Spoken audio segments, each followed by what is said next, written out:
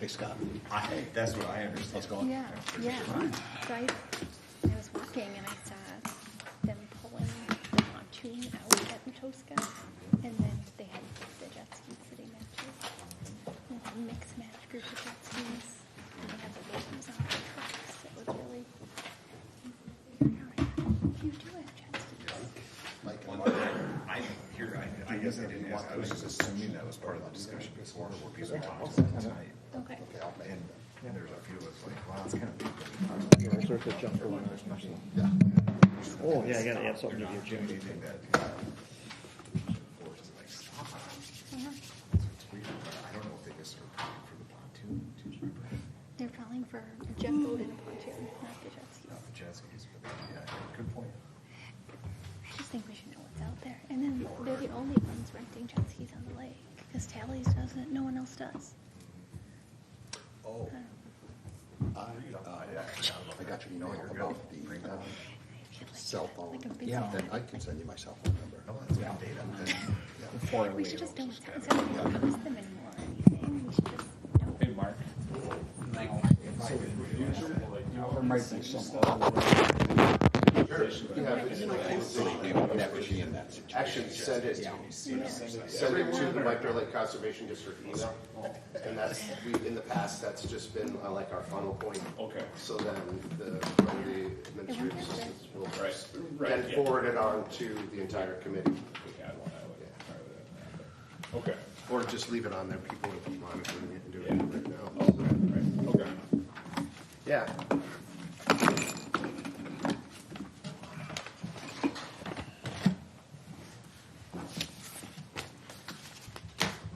What was the big boat or cruiser you were talking about, or what?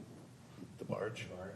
The barge, what was that? The city has a maintenance barge that they want to keep out there, but they want it to go over their slip count of 160. Okay, I told you they had to come. I said, if you're gonna keep it there, could you? Yeah, we're not going to tell them they can't keep the barge there, but they can't go over, they have to go back to That was DNR. We've talked about that.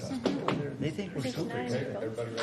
I think you're fixing all the docks. Those are brand new. Just a few years. Okay, I'm going to call the May 17, 2022 meeting of the White Bear Lake Conservation District Board to order. We have a quorum. We're called to order, and the agenda. So that's the next item on our agenda. Does anybody have any additions or any changes they'd like to make to the agenda? Mike? Under Treasurer's Report, I would like to add a budget worksheet.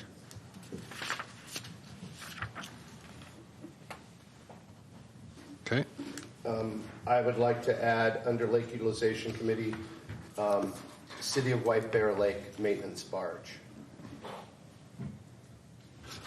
Okay. Anybody else?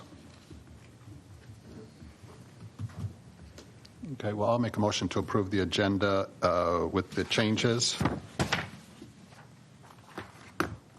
Second. We have a motion and a second. Any discussion? All those in favor say aye. Aye. Opposed, same sign. That passes. So the next item is the approval of the April 19th, 2022 meeting minutes. Are there any adjustments anybody would like to make to those minutes? Okay, would anybody like to make a motion to approve? I'd like to move to approve. Second? We have a motion and a second to approve the April meeting minutes. Any discussion? All those in favor say aye. Aye. Opposed, same sign. Okay, that passes. Public comments. We reserve 15 minutes for items that aren't on the agenda, and I see nobody that appears to want to take advantage of that, so we'll move on to new business. Okay, so we have a couple of things here regarding the Ramsey County Sheriff's supplemental services. The first one is the board approved supplemental services for 2021, and we received an invoice last fall after the season, but apparently that invoice was never paid. So I don't know that we need to do anything with that because it was already approved to be paid last year, and it shows up on the treasurer's report tonight. So I don't think we need anything for that. But I just, FYI. yeah, that's right, just so everybody's They aware. brought it to me and said, when are we getting paid, basically? Yep. So that's on the treasurer's report. Any questions about that? Okay, next item is the 2022 agreement for supplemental law enforcement services with Ramsey County. And it appears to be very similar to last year, hours and then a hourly rate associated with those hours, $41 an hour, and 240 hours. So I think when I did the math before, 9840. come on. Yeah. Sorry. So 9840. Oh, it's on the item 10. So I'll make a motion to approve these supplemental services. Second. We have a motion and a second to approve the supplemental services for 2022. Any discussion? I just have one question. Do you expect a deputy to come in again like they did last summer? You know, I don't expect that, but I'm almost certain that if we asked them to come in to talk to us, that they'd be willing to do that. Okay. Maybe I'll just ask one question if anyone's watching from Ramsey County. Last summer I asked you guys to watch for the bow riding, and that was super, super helpful, and thank you. And I've still seen a lot of bow riding on the lake, and it's quite dangerous. Also, I saw last summer a lot of boats were following too close to a boat, pulling a skier, pulling a tuber, pulling whatever kind of rider behind, and I'd like to see if they could just watch out for that and perhaps issue some warnings this summer. You want me to invite them for next month? Yeah, would you do that? I mean, yeah, I'd appreciate that. I talk to them every month, so just in case there's updates. So if you want them here to ask questions, now's a good time to do it before the season gets rolling. I think that's a good idea. Anybody opposed to that? Okay, so yeah, we'll put them on our June agenda then. Thanks for taking care of that. No. Motion on the floor. So we have a motion and a second. Any discussion? Further discussion?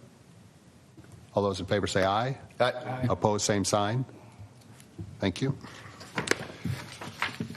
Okay, next item on the agenda is the White Bear Lake fireworks donation. The White Bear Lake firework folks committee, let's say, has requested a donation from the Conservation District Board to help support the fireworks display. Is anybody motivated to make a motion in that regard? Mike? Well, we've done it in the past, so I guess it's not, something, and it's been $100, so I would make a motion that we donate $100. That's my motion. I'd amend that to go up a little higher than 100. I don't know when the last time I went to Target or the grocery store. And we are going to ask for the fee to be dropped as well. Here, just a minute. So we have a motion, and sorry, Mark. We have a motion. Is there a second to Mike's motion? Sorry. I'll make a second to Mike's motion. So the motion and the second is to donate $100. Okay, now discussion. Mark, go ahead. I just think we should be a little more generous than $100. I don't have anything else to say besides that. Yeah, Mike? Do we charge him for the permit? I've got on my notes to not charge them for the We're permit. at $200 now. Yeah. Okay, any further discussion? That's the deal. Yeah. Okay, I'll call the vote. All those in favor say aye. Aye. Opposed, same sign. Okay. And how do we, Mike, do you want to let them know, or how do we go about physically making that connection? Yeah, I can let them know, I guess. Then it'll be on next month's treasurer's report and how it goes. Thanks, Mike. Okay, unfinished business. So the first item is providing comments on the wake, well, it's wake boat study, but it's really the wake study. So I prepared a draft letter, and thank you, Meredith, for giving that a review. And I sent that out last night, so everybody hopefully has had a chance to see that. So I think there are two options for this, at least two that I see. One is that we can act on this tonight if everybody is comfortable with the letter. The second option is to wait and act on this at the June meeting after everybody has had a little more of a chance to review the letter, and we can make additions, deletions, that kind of thing. It's coming from the board, so we want to make sure that everybody on the board is comfortable with the letter. So with that, if anybody would like to make a motion, we'll entertain that motion, or what do folks think? I'll make a motion to approve what was in the email from yesterday. Second. Okay, we have a motion and a second for the letter in front of us. Any discussion? You might want to highlight what's in it just for the public. Oh, sure. So, yeah, thank you for that. This letter is written on behalf of the Conservation District regarding the report that was completed by the group that was studying the effects of waves on lakes. And the questions are, how do the boat-generated waves in the study compare in height, power, and energy to wind-driven waves, so basically to natural waves? And then the second question was how do waves generated from other boats, similar in size and weight to the wake boats, compared to the waves produced by the boats evaluated in the study? Those are the two questions. Discussion? We have a second. Yep. So we have a motion and a second. Anybody wanting to discuss? I assume the purpose of this, the wind-driven waves, they might have some idea. Yep. They might have an answer to that. The other one, compared against boats they didn't look at, would have to go in their next study. And I think that was part of the intent, is because there is going to be a phase 2 study, that's my understanding, or further study, I should say, and I think that was the intent, is to plant some seeds in their minds of things that at least this board would be interested in having them look at. I think we should get this out right away so it can affect whatever plan. I haven't heard what their plans are. I don't know if they have plans yet. Okay. Especially if they're going to come and ask us for more money for the next phase, I think. Sure. Yeah, I was just asked what the expectations were. Not a scientist, but based on what I read, I think they addressed both of these questions by saying, we didn't study this, but go reference this study that took place, by so-and-so, or this needs further study. So if the expectation was to get an immediate response or response within 30 days, I was just curious if that was the case, but I think both of these require significant more study to provide a valid answer.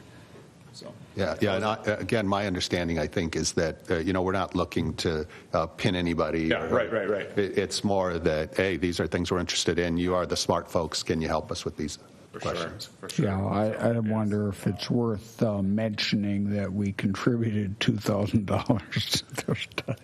Yeah. They probably know that. I'm sure that's front of mind. Doesn't sound like a bribe. Okay, so we have a motion and a second to send the letter in front of us. Any further discussion? All those in favor say aye. Aye. Opposed, same sign. Okay, so we'll get that out the door.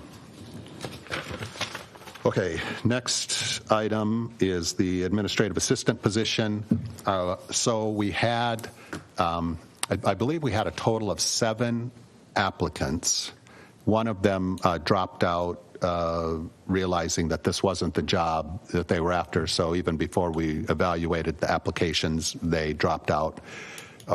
And so we ended up interviewing 3 applicants, and thank you to Mark and Mike and Diane for their efforts in that regard. And we have a recommendation to make to the board. So I'll just make a motion in that, to that end. I move that the board hire Sherry Howe as the administrative assistant with the following conditions: a wage of $24 per hour, a work schedule of 16 to 20 hours per week with 6 to 8 hours in the office, no PERA contribution, and no additional benefits such as paid sick leave and paid vacation time. So that's the motion. I'll second it. We have a motion and a second. Discussion. The one point that I'll make is that initially we were thinking a starting wage of $22.50 an hour, but then it turns out that Sherry Howe can't contribute any further to PERA. She's a retired school teacher, and so we made the decision to try to up the hourly to try to offset that, because the board would be paying 7.5% for PERA typically, and since we don't have that obligation, we increased the wage to $24 an hour. Doesn't fully compensate for the lack of the PERA, but it's close. Any questions or discussion? Sounds reasonable. I'll just say, can you give us a 60-second highlight reel of why you decided to go with this person over the other candidates? What stuck out? Why did you choose her? Sure, I can start. It doesn't need to be in depth. I'm just, Okay, yeah. just to give us some background of Yeah, so school teacher, retired. yeah, school teacher. I would say a few things. I would say, one, the way that she came across in the interview, I would say was significantly better than the other applicants that we interviewed.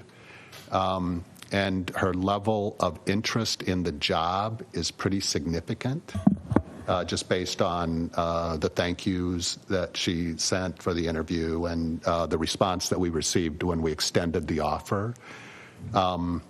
And so those are things that stuck out to me. But Mike and Mark, would you like to add anything to that? No, I think you did a really good job. Thank you.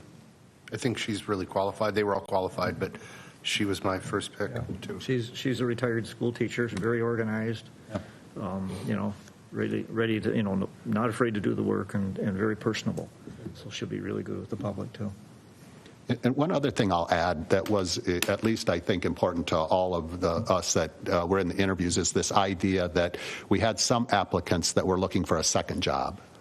And our concern was that, where do they put their efforts? If this is what they really want to do, but this admin assistant gives them a little base salary, where do their efforts go? So that's one thing that we discussed a bit when we were in the interview process. Thanks for screening the candidates and doing this. Well, yeah, and yep. And again, thanks to Mark and Mike and Diane. They did most of the heavy lifting. What would be the start date? Well, she asked, or we asked her when she could start if, we selected her, and tomorrow. So I think she's... ASAP would be good with me. And I think that's what we'll get. We do have to get a little organized and bring her on board and, giving her some structure, but we can do that. Cool. Okay, so we have a motion and a second. Any further discussion? Okay, all those in favor say aye. Aye. Opposed, same sign. Okay, that passes. Thank you. Are you going to notify her? Yes. There's the employment file. Okay. Okay. Mike, We'll on to discuss you. after the meeting. Okay, so that's that. The next item on the agenda is the coordination with Rice Creek Watershed District. I reached out to Matt Koshian by email a couple weeks ago, and then I didn't hear back, and so I called last week and left a message, but I haven't heard back. So I will stay on top of that, and hopefully we can get some support from the Rice Creek Watershed District. I think that's another organization that would be good to invite to our meeting to talk with us about what they do generally and how we can interact some or at all with them. So that's an update. Any questions on that item? Okay. Executive committee, we did meet briefly as part of the interviewing process, and really we talked about the admin assistant position. So on to the Lake Quality Committee. Mike? Lake Quality. Every year we send out a letter to the communities that have a public beach. White Bear Township, Birchwood, Matabidi. I don't think Delwood has a community beach, so they probably don't get one. What we offer to pay is at the beach if they identify and feel they need a treatment for swimmer's itch. We pay for the first treatment, and they actually order the treatment and have it done, and then they send us the bill, and we reimburse them for it. Last year it was like $700 or something like that, and so they do take advantage of it. If they need a second treatment, that's on their own. So that letter will go out as soon as I find it. I think I know where it is in the office, though. So that's one thing. That's the first thing. Second thing is the treatment bid. Okay, you've got that on in front of you somewhere. It says Lake Management on the top. Those are the things that we treat Eurasian water milfoil for. They're having a little issue with the 2,4-D in that it's in short supply. So they're concerned that there is a limited supply, and we'll just see what we need. Usually I split the lake between half 2,4-D and half triclopyr. That's the second one on the list. And then I flip-flop them each year. They apparently have plenty of triclopyr, so we can do that if need be, if there's no 2,4-D. Prices have gone up. 2,4-D went up $60 an acre. Triclopyr went up $20 an acre. And Porcella Core, which is a little pricey, went up like $14, $15 an acre. It's supposed to guarantee the control for 3 years on areas greater than 10 acres. Well, we have a lot of blotchy things, so that wouldn't qualify. We don't have too many big 10-acre sites. And it's, almost 3 times the price of, say, 2,4-D in that. So I don't know that there's an advantage because, sometimes we treat it and it doesn't come back in that area for a couple of years. It shows up somewhere else. So it's not a practical thing the way our lake works. So what I'd like to do is I'll make a motion that we approve this lake management to do our treatment with the chemicals that are here. And if there won't be any new ones, but if they come up with a new one, that I would notify you and let you know. But the basic thing here is that we're going to use lake management to treat for Eurasian water milfoil. So I'm going to make a motion, I guess I just said it, that we use lake management this summer for treatment of Eurasian water milfoil, which will be of the products that they have recommended. Second. Okay, we have a motion and a second. Any discussion? Mike, I'll start.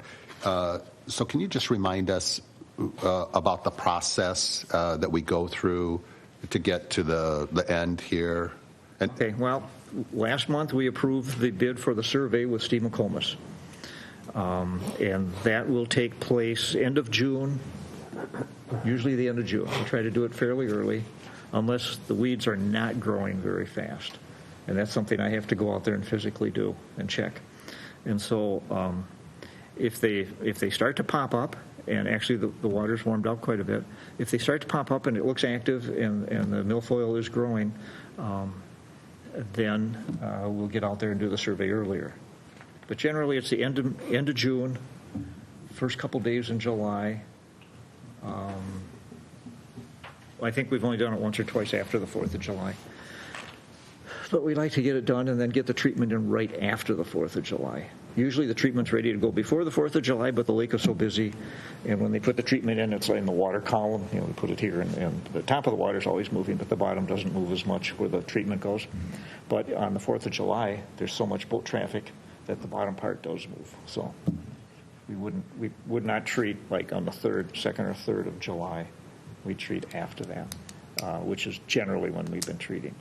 So we bring in lake management to do it. Now, at the next meeting, I will try to put together some numbers of how many acres we're going to treat, which is a total guess, but I'll use history and the way things are growing now.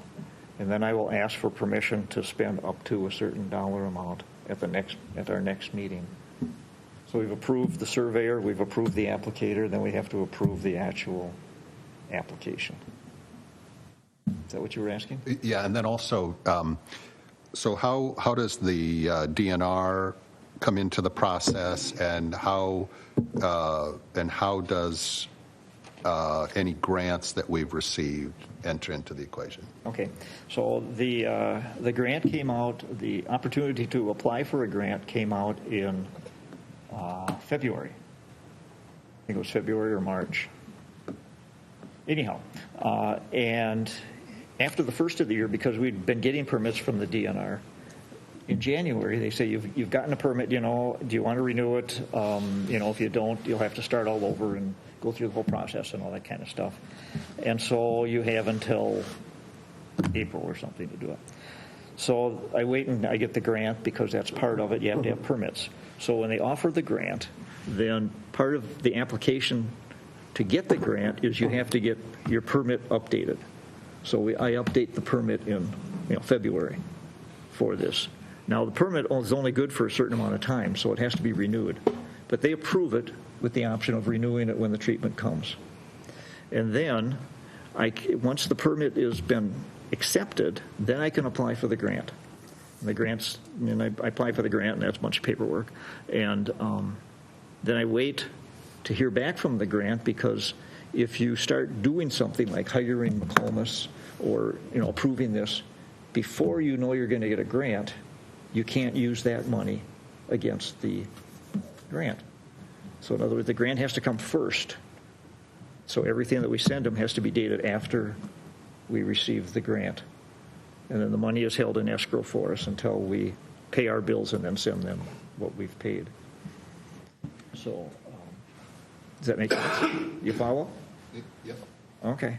And so then- we have, so the grant is sitting there, $7,500, and now we're going through the process to do this. So every month there's some part of it that works. And then when we're done with this, we start with Phragmites in the fall. Okay. None of it's hard, but it's a lot of paying attention. And then once you and Steve identify the areas to be treated, do we need approval from the DNR at that point to actually provide the treatment, or is that step already taken care I of? have to provide them with the maps. They're called shape files, and I don't understand them. We get paper maps from Steve, and they're digital squares and all of that, so they're very accurate. But the shape files then that he produces, the applicator puts into his computer on the boat, and they follow the line while they're driving the boat. And they go down to the end of the grid, and they turn around, and they come back, and they follow it until everything is covered. And they know right where it is and all the GPS marks, and that's called a shape file. It's a shape of the space that they are doing with all the GPS marks. So I tried to open it once on my computer, and my computer couldn't handle it. So it's, and then, I don't know, it's very technical. And it's a lot of what we're paying Steve McComas for is these shape files. His professional opinion of what should be treated in the shape files. So that's kind of how that works. Okay. Well, thank you for all that. Yeah, question. When they do when Cohen says the initial survey, okay, you and he go out and look for it. Is he also looking for other invasives like starry stonewort at that point? Mm-hmm. We go to oh God, what do we do? Did he say 700 points last year? It's usually been around between 400 and 500, but we added some. I do my own survey beforehand, so he knows, so we don't waste a lot of time just driving around. And then he's got his shapefile maps of where we treated before. So we head out there first, and if there's new places, then I send them over there. And every once in a while, we just plain stop and test the bottom and see what it is. So in doing all those places where we've had milfoil, we turn up other weeds. It's very refreshing sometimes when you go to a spot that we had treated last year and there is no milfoil there. And he puts down the rake. He and his son Connor, and the rake is 15 feet long. It has marks on it. It has to be a DNR approved rake, so wide, so many tongs, so long, so that everybody using that rake gets the same pull. So they pull up, and if we've gone to a place that's been treated, but we don't really see milfoil, but we're going to test it anyhow. And we come up and we've got beautiful native plants and all that. That's really kind of nice. Okay, so if there's any starry stonewort invading, we'll find out on the rake. Had some, and I took him to the spot, and he pulled it up, and he said, no, it didn't. It was long, spiny, just like they are, but it didn't have the little white flowers on it. It was something else. He knows all these things. He's talking. It sounds like Latin to me when he starts naming all this stuff, but Okay, he really knows his stuff. because if we ever do find that stuff, Yes, he does do, you'll see on the bid, he does do all the landings. He used to do it around the landings. Now he's going out like 300 and 400 yards from the landings, searching specifically for starry stonewort. good. You know, as I pointed out, I can't remember if everyone was on the email, but like Lake Coronis near Paynesville is about 10% larger lake than White Bear Lake, and they spend $200,000 a year to control it Yeah, without ever eliminating it. yeah, yeah. And I'm just kind of wondering if we ever do find it, can we nail it real quick? Yeah. No, I don't know. Yeah. We haven't found it, and it's, I mean, the treatment for it isn't as expensive as it is for milfoil. The product that they use is, not as expensive. It's getting rid of it. It's so much biomass that you have to decide, are you going to leave it down there or are you going to try to get it up? And it's a mat. It's like a Brillo pad that grows on the bottom. And so you've seen the pictures where they pull them up, and it's all green and everything, and they just keep pulling it up and pulling it up and pulling it up. Yeah, that must be what all the expenses in Lake Coronis. Yeah, that's the most expensive thing, is getting it up and getting rid of the biomass. Which is also the case with Phragmites, is getting rid of the biomass, but we have so little that it's not even a concern. We're just killing it and it's dying, laying down, and that's it. So. Okay. Okay. Any discussion? Let's see. We passed the. Oh, we have a motion and a second, and we're in discussion. So if there's no more discussion, and we do have a second, right? Yes. Okay, yeah, we do have a second. Yep. And so motion and a second. We're done with discussion, so I'll call the vote. All those in favor say aye. Aye. Opposed, same sign. So that passes to higher lake management. What's next here? Lake management level. Oh, lake level. The lake level today, this afternoon, is 924.16. 924.16. 924.16. That's 4 3/4 inches higher than last month. So it's up there, and you can tell. Lake temperature is 62 degrees. That's pretty warm for this time of year. So, any other questions? Okay, thank you, Mike. Lake Utilization Committee, Mark. Thank you. First on the agenda is MPQD Rentals. If you recall, they came last month, and they seem to have all their ducks in a row except for insurance, which is still the case. We had a lot of discussion, and there is past precedent that we won't issue the permit until they can show us proof of insurance. They said it'll be here this week. It just hasn't come in today. So, but the LUC voted 4-1 to approve the permit with the caveat that we will not issue it until they provide proof of insurance and the White Bear Lake Conservation District is on that insurance. Okay. And so I move to approve. Second. We have a motion and a second to approve. Any discussion? Did you get clarification whether they're renting jet skis or not?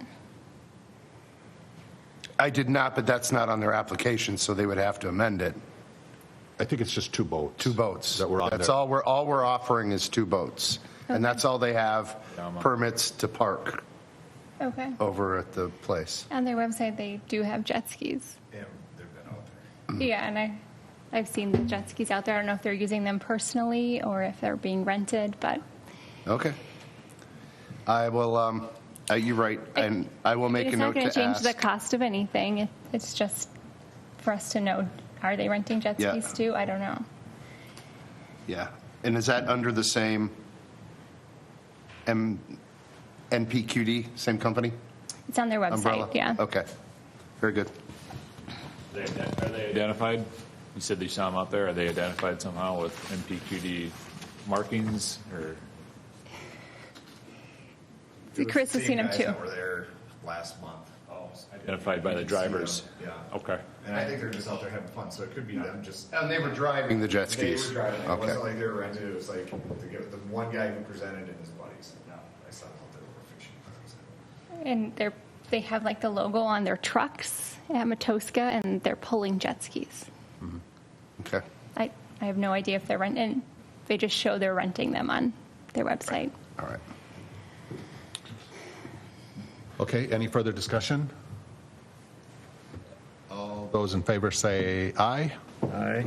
Opposed, same sign. Okay, that passes. Sorry. Next on the agenda is Hollywood Pyrotechnics. That's over in Matamidi. Not Hollywood Pyrotechnics. They're the contractor. The house that will be having the display is over Matamidi, just north of the city beach, about a quarter mile. We went over it. Everything looks in order. They had actually applied for this 2 years ago, and then because of COVID had to cancel. So the LUC approved, and I so move. Second. We have a motion and a second to approve. Any discussion? All those in favor say aye. Aye. Opposed, same sign. Okay, that passes. Next is White Bear Lake Fireworks. And the LUC committee voted unanimously to approve as well as remove the fee because it is a service to the community, and I so move. Second. We have a motion and a second to approve. Any discussion? Just in general about these fireworks displays, do they, I assume, they go up and they crash down back into the lake? Well, I'm just wondering if they leave plastic in the lake? That would be a good question to ask the contractor. My assumption would be that they incinerate in air, because I've never heard of any boats getting rained down on or finding any garbage on shore or anything like that. Oh, yes, pro. Yeah.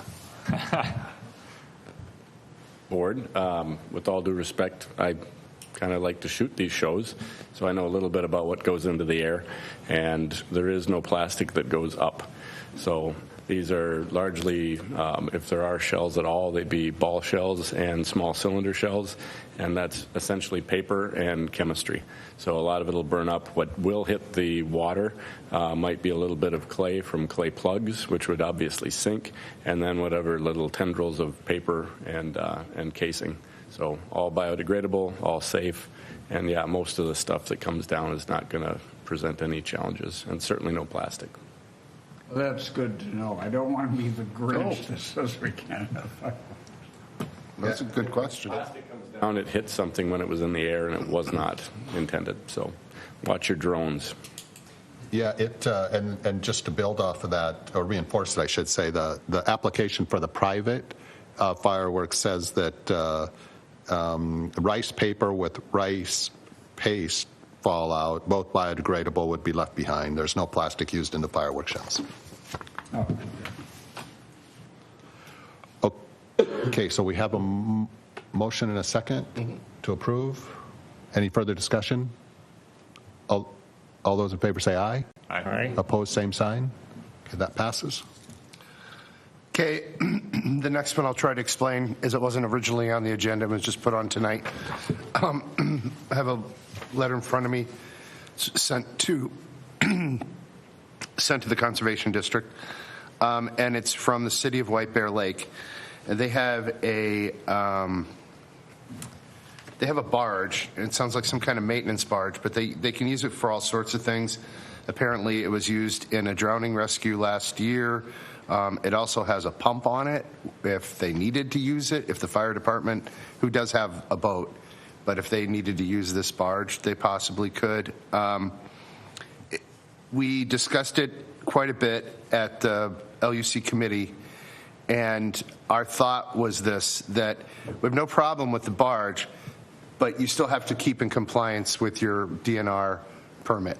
So we're not going to, if you're already at your max 160 boats, then no, because we're just trying to get everything, taken care of now and get it uniformly managed. So the Delwood, or not Delwood, but White Bear Yacht, they have a sheriff boat over there, but they count it. The VFW keeps a sheriff boat on their dock, but it's part of their dock boat count. So we just said, we've got no problem with the barge, but you can't go over what the DNR says you're allowed to have on that dock. So that's where we sort of left it. I don't know if that's pretty much it. That's kind of an FYI thing, right? Yeah, we can't control what's in there, but it's basically, it's part of your boat count. Yeah. Yeah, I mean, it would be a problem for them if they've already leased out that slip, right? Right. Yeah. That's their problem. Right, as long as it's with 100, because I think what sort of the emphasis behind the decision was you start doing you can have one extra boat if it's for this. And then you can have one extra boat if it's for Little Sisters of the Poor.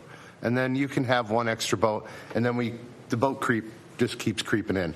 So stick to your DNR permit. If you want to go back to the DNR, I'm more than happy to entertain it after that comes back, and that was our thought. So who tells them? And do you want to make a motion to deny? Their request basically was to not have the barge count against their slips. And I think the LUC took some action on that item. The LUC,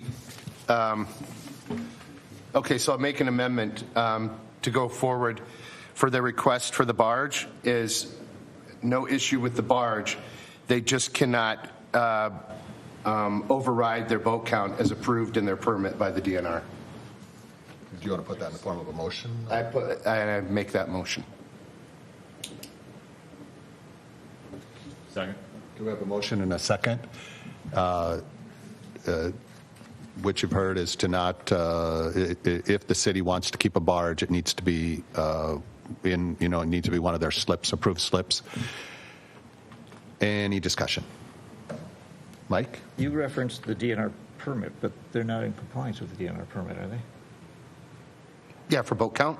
They are at 160? I believe so. Okay, I thought you were saying they weren't. No, I haven't counted, we haven't counted, so we don't know. Their DNR permit says 160. Oh, okay. We're fine with them keeping a barge there, but they cannot go over 160. It counts as a boat within their boat count Yeah. currently, unless they amend their permit. Okay, any further discussion? Yep, there's And if I believe, Mark, part of the justification too was the VFW keeps a boat and they count it against their Yes. slip count as well. Yep. So the precedent from the board's perspective is a boat's a boat, and that's kind of the way that you guys have rolled with that. Absolutely. Okay, so we have a motion and a second. Any further discussion? All those in favor say aye. Aye. Opposed, same sign. Okay, that passes. Now I have a question. Yes, sir. So who notifies them?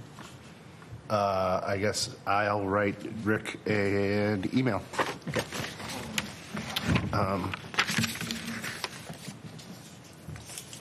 And I will write an email and I will send it to council and then see what all the red strikeouts mean.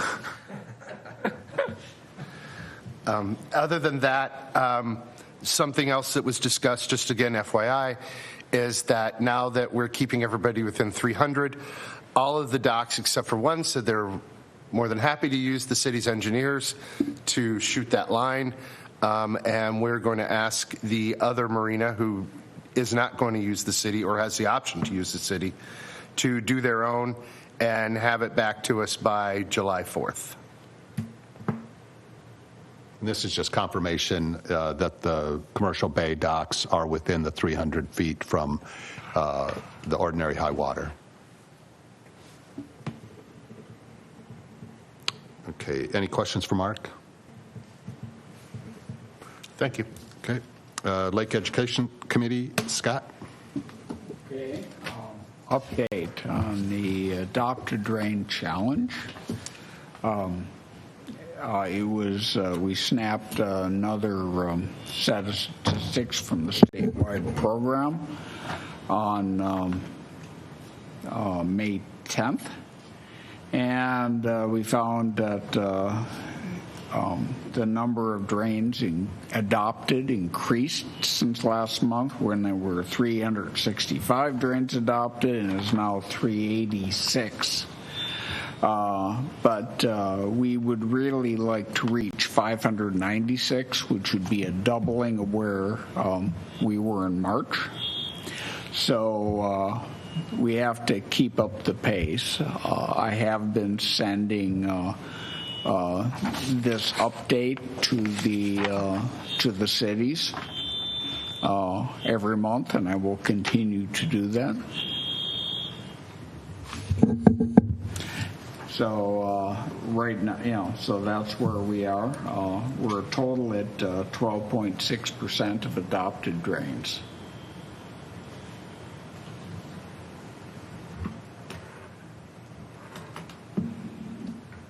And that's it. Wayne and Dwayne, the drains are doing fine. Good. Okay, Meredith, do you have a social media update? Sure, yeah. So our sites were getting about 1,000 views a week on average for about the last year, and now we've bumped up to, in April, to about 3,000 a week. So getting more views and heading in the right direction. For May and the rest of May and June, I'm going to put up something on dock rolls like Mark suggested a while ago, something on extra patrol hours, more on Adopt a Drain. And if anyone has any suggestions, I'd be happy to put it up. Do you have any questions for Scott or I? Should we put anything about the fireworks display on our website in case people, I'm just thinking, hey, the fireworks display's on this date. I don't know. About the 4th of July one, or? Right. Just in case. Sure. And then the other thing that we should consider, I think, or that I would suggest, is that when we do get around to treating the milfoil, that we make sure that we have that on our website so people can see that that's coming up and be aware of that. So, Meredith, in terms of the role of education of our media, it seems to me that some of the rules that apply to the lake are just flagrantly being violated. The worst is the jet skis that are out at night, and maybe some notification to remind people the state laws that the jet skis have to be off 1 full hour before sunset. I think that's a mystery to a lot of folks. I think that's the one law that's the most violated on the lake, I think. So would this be a good place to put a reminder for folks? Yes, thank you for that. That's a good one. And if the deputies come next month, we'll remind them that that's something we're seeing pretty often too. I've seen them at night with no lights on. Yeah. There's an awful lot of daylight between 1 hour before sunset and full sunset too. Any other questions for Scott or Meredith? Okay, thank you. Next item, Treasurer's Report. Mike? You have the treasurer's report in front of you. It's the one with the pretty colors on it. And you can see down the checks we paid. The Ramsey County check is in there for 2021. They had been requested to send us a bill for several times, but it maybe never got to the right person. So Alan stepped in, and things happened. And so we're paid up. The press publications is an ad for the new hire, the new employee. But we got most of our action out of Indeed, which Scott arranged for and did a really good job. The other stuff is the normal monthly things. So I make a motion that we accept and pay check number 4758 through 4763. Second. Motion and a second to approve the checks. Any discussion? All those in favor say aye. Aye. Opposed, same sign. Passes.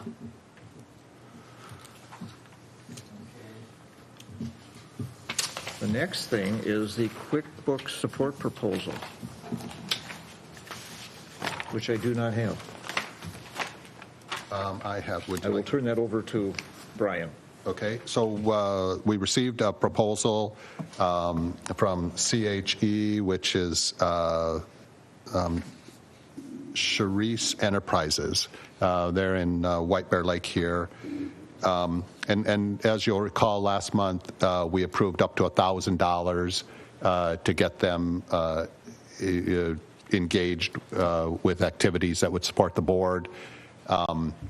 And in the meantime, they provided this proposal, and you can, I think you've all seen this.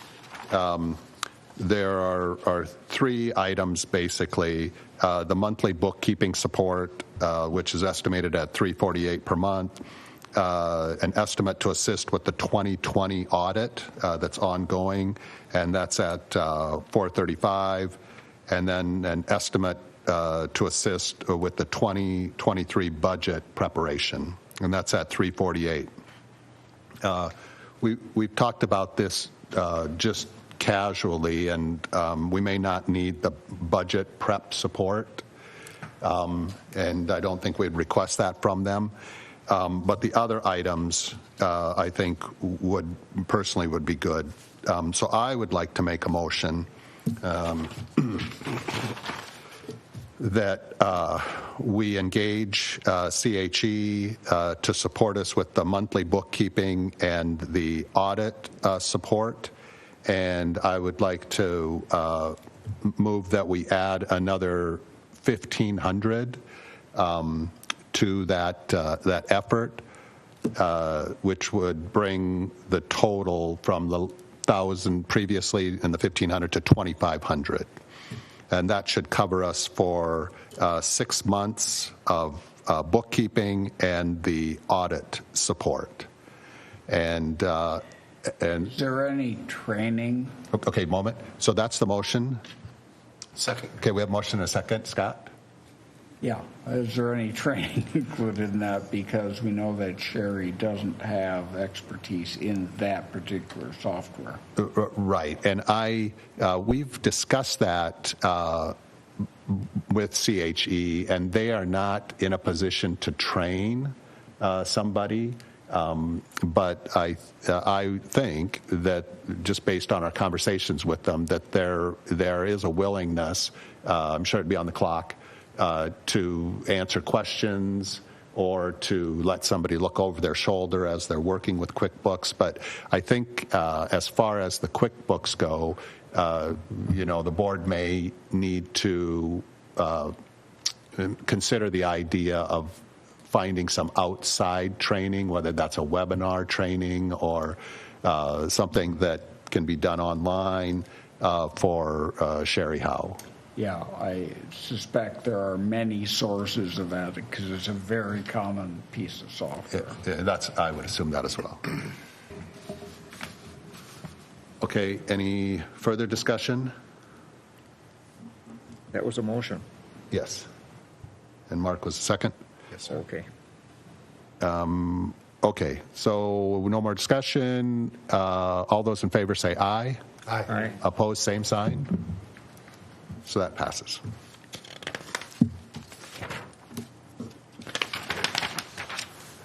Okay.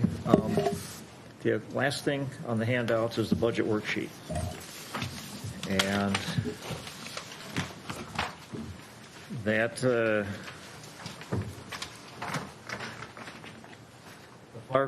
far right column this is for 2023, is the proposed budget for 2023. The 2022 right next to it, we are in, so these numbers were budgeted, estimated budgets, not actual numbers. Go back to 2021, those are actual numbers that I could glean off of the reports. There is some sketchiness in some of them. In 2020, the same thing, and down towards the bottom where we got postage, phone memberships and that, I didn't have any records there at all to find or follow without spending 2 more weeks in the office. So that's a history. So let's kind of go through it, and we'll start back up at 2023, and we assess the communities for the amount of budget that we need after we've raised our money for fees. So that's to be decided. The next line item is $1,620, and if you take the $60 that we collect for every permit that comes in, it adds up to about that. It might be a couple permits short. Then we have the unit fees. That's mostly the commercial fees, the $75 per slip. And the 470 some slips in the commercial bay adds up to $35,700. So there's a few other slips on the multi-user docks that are not counted in there, but we need a little plus and over. And the other thing is that they have to have their permits in October, and some are very scrupulous about it, and they do, and they send in the money with it. So it actually comes the year before that you have it budgeted.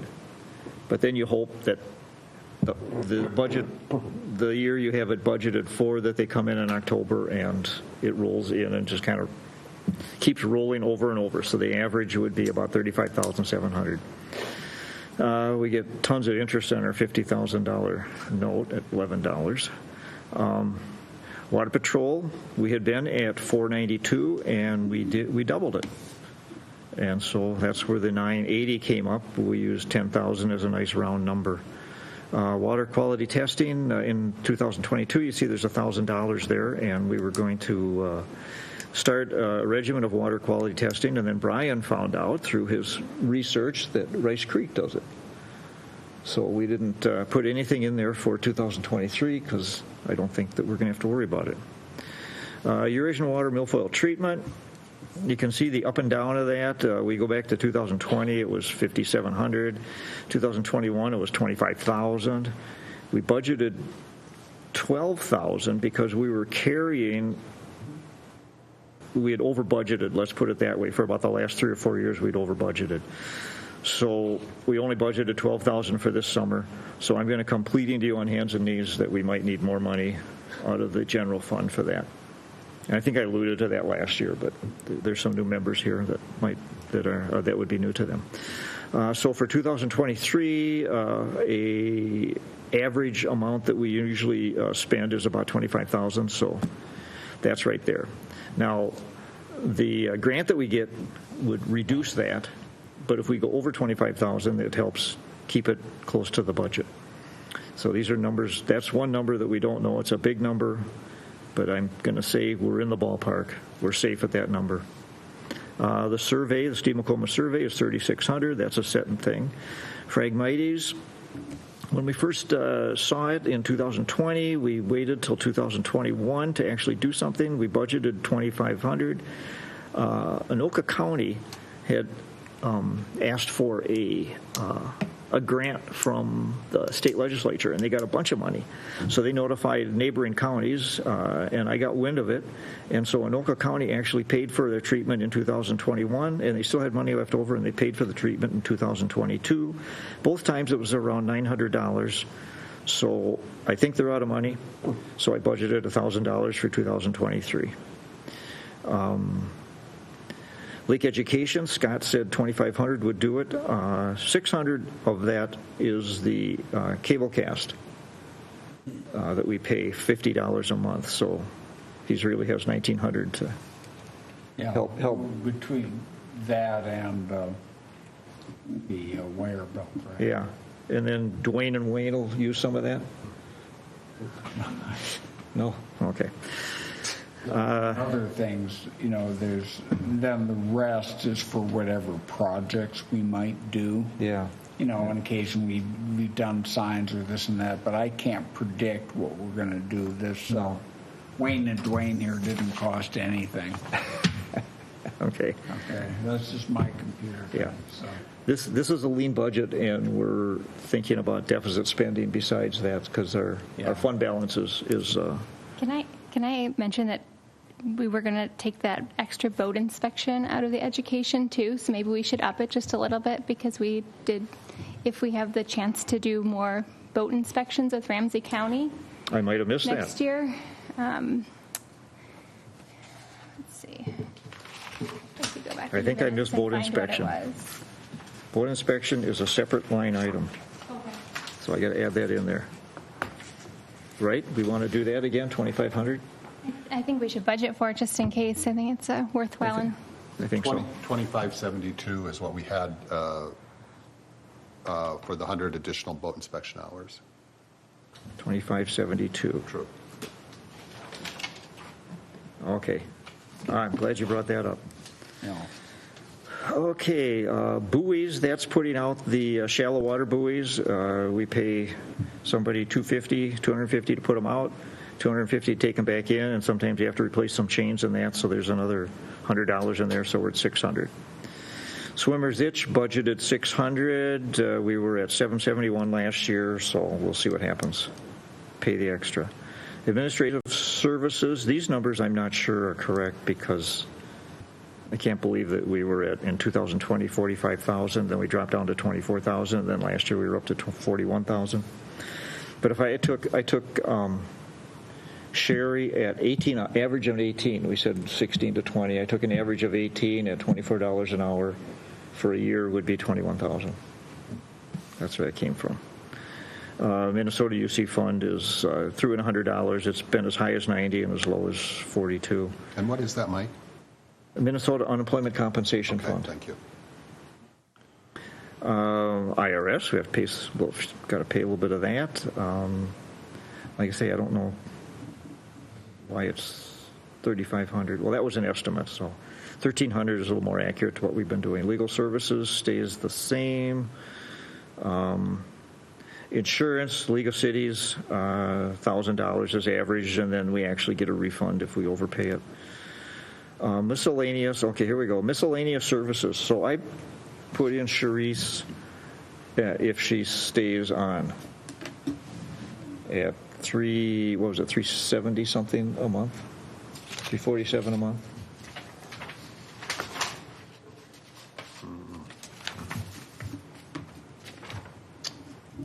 Yeah, 348, yep. Okay, and then I added the 600 also because we've been coming in with computer help and things like that for around 500, 600 a year. So now the question is, because you kind of just added another 1,500, like she's not going to be around in 2023. Yeah, So that's yeah. my question. Yeah, we'll have to figure that out between now and June when we finalize the budget. Okay. All righty. So I'll put a little question mark there. Rent's $100 a month. That's easy to do, $1,200. Software, well, we haven't put much into software. I don't know. We got, I don't know what, I just have zero down there. We've got QuickBooks. We've got all the other programs. And it's all paid for, as far as we know. Yeah. No interesting. Okay. Yeah, I think Sherry will have to look at that. Okay. And the hardware, I mean, things look like they're okay. We haven't put too much into them, but I left them at zero. Somebody speak up if they think that's wrong. I'll speak up. One thing that I think we learned was that the computers downstairs are pretty slow and likely pretty old, and it would probably be in the board's best interest to have somebody who's knowledgeable about those types of things look at what we have and make a recommendation to the board of whether we ought to keep those or if we should upgrade. And if we had folks that were smart in computer stuff, it would be good for them to look at that, what we have, and just make a recommendation to the board. And maybe somebody on the board feels competent or qualified to take a look at those. So I'm not, but we have somebody that we give a permit to that's in the business, in that very business. So. Yeah, so I think that's something we should talk about, and then we can finalize when we finalize the budget in June. Not knowing your background, just the fact that you think it's slow, it's probably time for an upgrade. and it probably is. And that's really... Technology advances every few years, so... Right. My problem is that I don't know how old the computers are down there, but I agree. If a computer is 3, 4, 5 years old, it's probably time for an upgrade. We're probably due for a new, pretty high-end laptop and a docking station. Yeah. So, because right now there's a laptop and then there's a PC. Yeah. And again, I think with I'm not sure if the QuickBooks are even cloud-based, which they're going to have to be. So With the new employee, probably now's the best time to upgrade everything, in my opinion. But we can outsource it too and have someone look at it if You that's want to have preferred. somebody look at them? I think that maybe what we can do is we can ask Sherry to live with it for a little bit and work with it, and then maybe she might come with a recommendation. But at the moment, it seems that we would want to include something in the budget for replacement. It's a question of what is that amount. And if somebody has an idea of what we can put in there for a placeholder, speak up, or else bring it to the June meeting. $1,000. $2,000. Go buy a laptop and a machine. You've got a nice monitor. $2,000. Okay. Mr. Chairman, is it worth having a reserve fund for that, saying every year we know we're going to need to replace it in 4 or 5 years, we start budgeting a reserve every year for that? I think that's a good idea. And it also may be a good idea to make the change sooner than waiting until this budget becomes active June 1st or January 1st, 2023. And so maybe this hardware ought to be more along what Scott's talking about, which is to put away so much money per year so that we have a replacement plan 4 or 5 years. Budget $1,000 a year. We didn't budget anything for last year, so now we do $2,000 to get up to speed, and just $1,000 flat fee every year. And every 4th year we'll have enough to get new equipment if needed. Or yeah, I don't know if that's the right number, but well, let's do that. Let's put and again, this is just the budget worksheet, and it'll be finalized in June. But maybe for right now, Mike, you put in $2,000 there as a placeholder.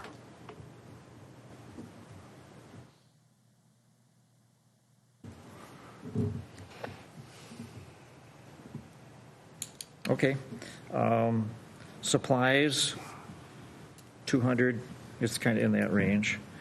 Copying, was very little copying done down there.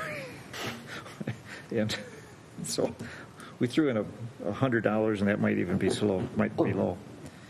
Postage, I couldn't get current records on postage. 2021 was the closest I got. But there weren't a lot of things being mailed out either. But, when they start sending out, if you want a board packet, a hard copy of a board packet, you're eligible to get it. It's just by asking for it. It rarely happened, but that could get back into it. So if you're a person that likes to get paper in the mail and then read it, write it, and write on it, and that kind of stuff like I do, that's an opportunity. So we did increase postage to 200. Phones, we took a current phone bill and multiplied it out, and at $850 was right in the range. So that's where that came from. Memberships, again, that's part of League of Cities, I believe, and it's been about 2,000. Cable meetings are $50 a month, $600 a year. The reason 2021 was less because we had Zoom meetings, but going forward, I don't think we'll be doing that. So we go over to total expense, which is going to be $4,500 more. So that's $93,100, and we're going to take 72. 37,320 off of that. So that's 8.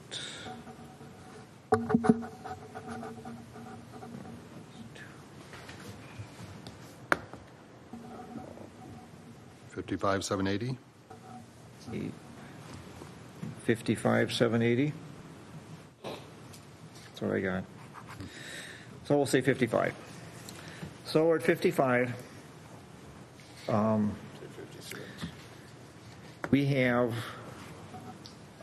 a self-imposed budget fund balance limit of 1.5 times our annual budget. So if our budget goes down, that limit goes down. But the average number of our fund balance is very close to being over 1.5 times, if not over by a little bit. So that's why I put in deficit spending. Diane and I talked about it. We thought maybe $10,000 would help lower the fund balance, but not make it but still assess the cities for the difference, which would be like $45,000. But you can think about that. If you want a deficit spend more, I think the fund balance right now is about $212,000. But again, we have money coming in, like I was explaining over with the permits. We have money coming in for the coming year, and then they pay again in the fall, and then they pay again in August, and so it's really hard to nail down what that exact fund balance is. You can take an average, which is kind of what I do, is take an average from January we to don't December. have any real cash flow analysis capability in our software, or at least in our procedures. Yeah. But really the only quiescent time is at the end of our fiscal year, because nothing's coming in, coming out. But it is. We're getting the October pays on the permits. Yeah. And so it builds up in December. We don't even meet in December, and it's built up. But we had budgeted $10,000 for the water patrol last year, and it didn't come until this year. So, that's a good thing for the way I look at it. Is that we can reduce the fund balance by that. Then we got another $10,000 that should come out at the end of this summer. So it's a moving target by all means. But overall, we're high. We need to maybe do a little deficit spending. If we adjust downward the cities, right now, City White Bear Lake, what were we quoted, $43,000 a year that they're used to paying? I don't know if you got well, no. I have it here, but we haven't got time for me to go through it. Yeah, okay. No, it's not that much. So. Yeah, the But city of anyhow, White Bear we don't Lake want to, pays we don't want to roughly say half, any quote any numbers because right now we don't know what they are. Everything is history that we're looking at. But just speaking generally about that, so the board has made a commitment to keep our fund balance, our reserves, between 100 and 150% of our budget. And so that's what we're trying to do. And as Mike's mentioning, it's really hard at any particular moment in time to pinpoint what that reserve fund is. But we can be close, and because we have the latitude to be between 100 and 150%, it gives us some flexibility or some comfort in knowing that we can spend a little bit here and there and not worry about depleting our reserve funds significantly. Okay. Well, that's the thing is that we don't have to worry about it. We have a reserve. We can do something if something happens. Yeah. Should we start considering saving more just in case we get an invasive species like starry stonewort? Because that kind of money like that lake is spending would really break our budget. Oh, yeah. Yeah. We'd have to go back to the cities and ask for more. So. Yeah. Mm-hmm. Well, then usually, I mean, if that's a yearly thing you have to spend, we can plan for it. The thing is, once it's found, how much money do we have to put in that year to nail it? Yeah. We did, when we came up with this policy, we did a risk analysis or a risk profile. And we came up with all the things that we might need to spend. One would be if we got sued by a certain commercial operator. Because our insurance doesn't cover all of that. That might be the biggest, even with Eurasian water milfoil. I mean, if you go back 10 to 15 years, there are some years where we've had to have double the acreage. Yeah. And then we really get nailed with that. And then there's a bunch of other things. And then starry stonewort is another unknown. But, if we've got 100% of our budget as reserves, our budget isn't that big, right? So when you talk about percent, of a lot of those percents of those risk profile items could add up to a lot. Mm-hmm. Yeah, so I think to respond to your proposal, I think what we'd run into is if we started accumulating a fund, even if it was designated, I think that would roll into our reserve, and so then we have this cap. But it is a question of if this other lake is spending so much for starry stonewort, and personally I think it's hard to control that stuff from getting into White Bear Lake. So it seems like it'd be prudent to have, some sort of reserve, but some sort of fund to build up over time. But I don't know how we do that within the bounds of our policy on our reserve. But we should be thinking about that to your point and to Scott's. I don't want to muddy it, but when it first came out, when we were talking about this, I felt the same way. I know that there's a standard out there for 1.5%, but when your budget's $88,000 and a city's budget is tens of millions sometimes, or millions, 1.5% is a lot of money. You can handle a lawsuit on 150% of $5 million, but 50%, 150% of 88,000, I don't know, you can burn that up pretty quick, I think, but just my thoughts. Yep. Okay, so what are the marching orders here, Mike? I'm looking for suggestions.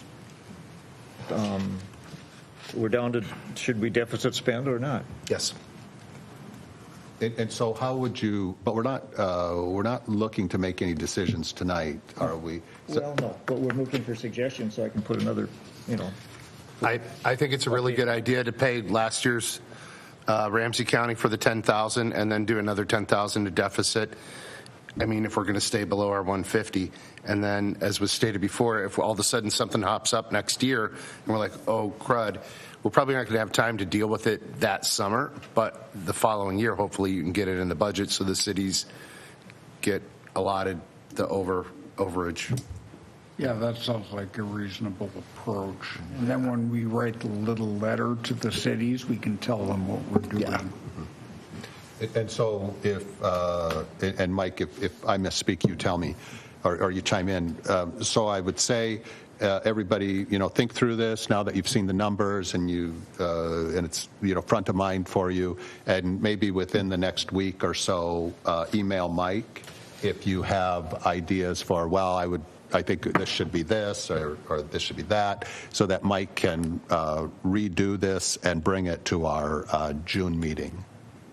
And because we need to act on this at our June meeting, meaning we need to approve it at our June meeting. So as sooner you can get Mike additional information would be best.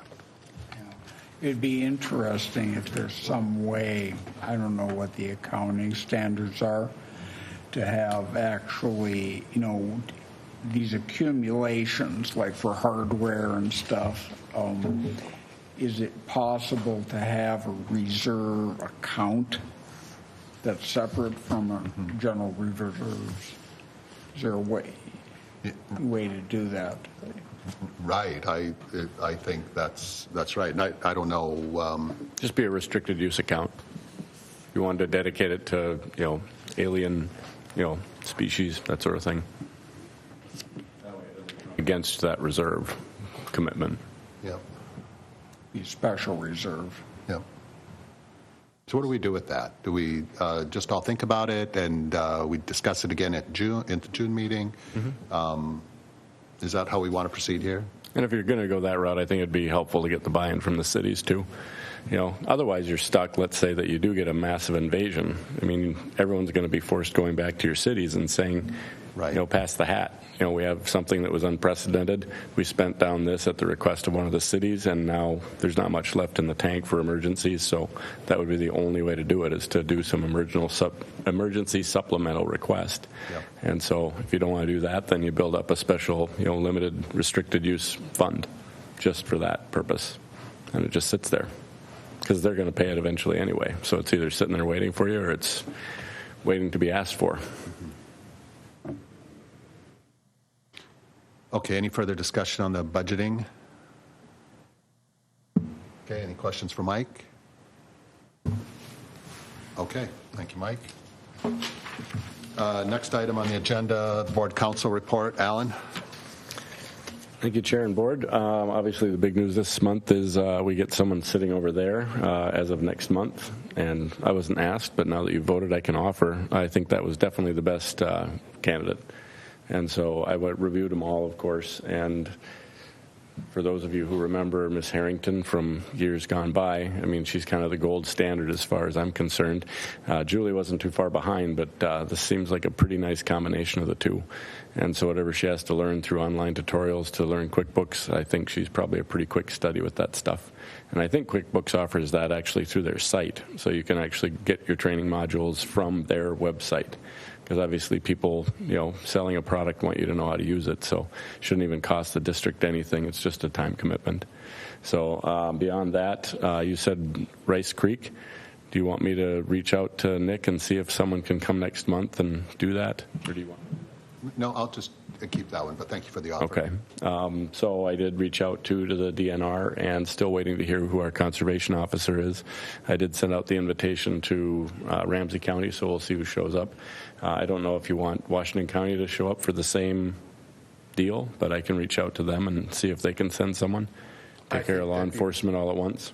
I think that'd be, best. I think then we get both sides of the lake. Yeah. Well, especially since what apparently you guys are seeing are probably over on the side that, not that Ramsey County is going to stop at the bright line in the middle of the lake, but sometimes it's helpful for the folks that are patrolling more on that side to actually get the same lecture from you guys. Here's what we're seeing. Here's what we'd like to have stopped.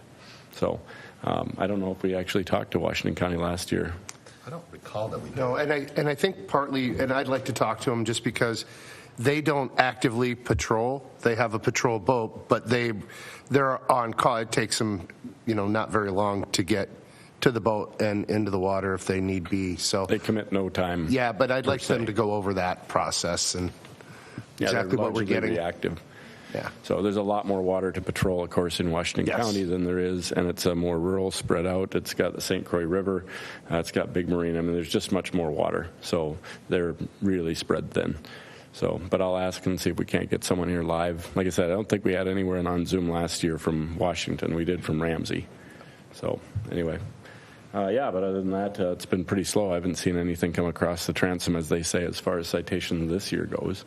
So we'll see. Are markers out as far as everything goes? Stay away markers or anything? Not yet. Yeah, when can we get those out? Because I know they were requested for the no wake and the loon nesting area. And can Be we? good to have them out before Memorial Day is all I'm thinking.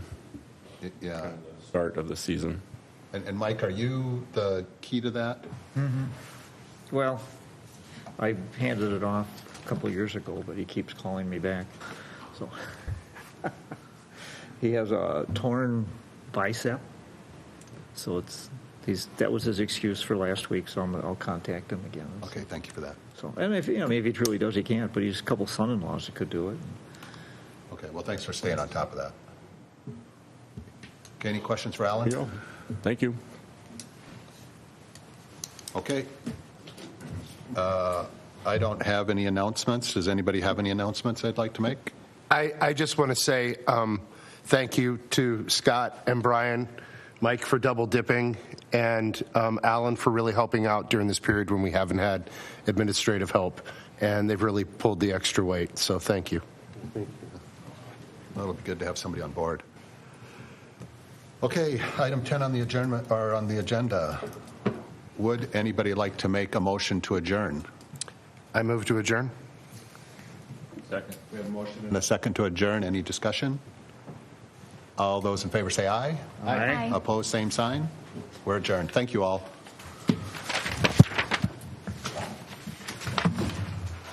You've been children and relatives.